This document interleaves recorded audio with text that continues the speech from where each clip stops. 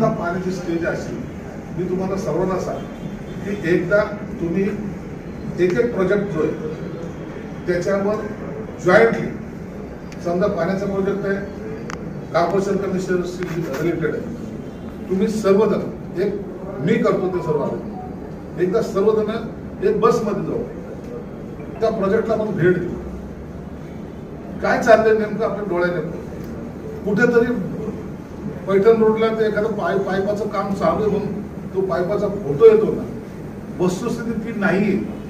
आता जवळपास आपण 90% कामाच्या लेवलला आलो, 90%.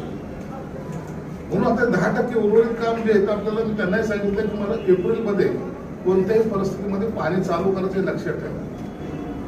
आता हे तुम्ही मागे कुठेतरी सांगितलं की ते 2-3 किलोमीटर लाईन सेंटरमध्ये आली, मग असं झालं ते तसं झालं.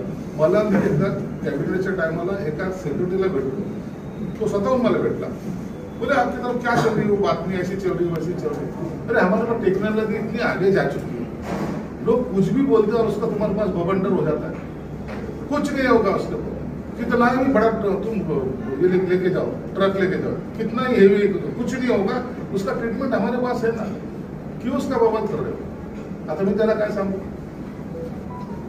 परंतु नाही, आता पाण्याच्या रस्त्याच्या मध्ये पाण्याची लाईन आली, साईडला गेली, इकडून हे झालं, मग तो डिव्हिजनल कमिशनर वेगळी मिटिंग होते, धाका माहीत, मग तो कलेक्टर वेगळा जातो, कॉर्पोरेशन कमिशनर वेगळा जातो.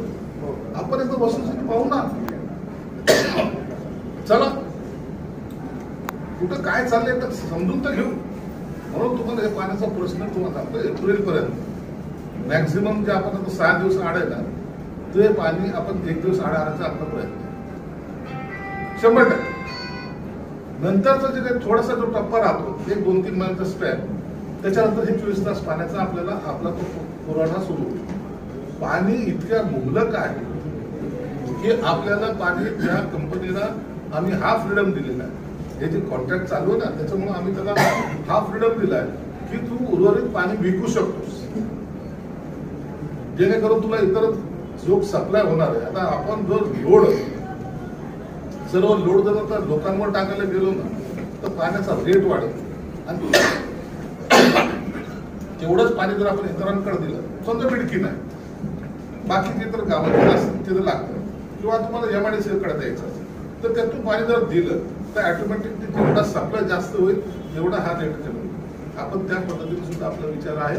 आणि म्हणून पहिले जे किंवा काही काही जे घटना घडतात ना, बवंडर एखाद्या बातमीचं होतं, ते न करता आपल्याला या पद्धतीने चालतं. म्हणून तुम्ही हे निश्चित राहा, या एप्रिलपर्यंत तुम्हाला पाणी हे 1 दिवस आड, मॅक्झिममच्या मॅक्झिमम 2 दिवस आड पाणी येईल, याची व्यवस्था झाली.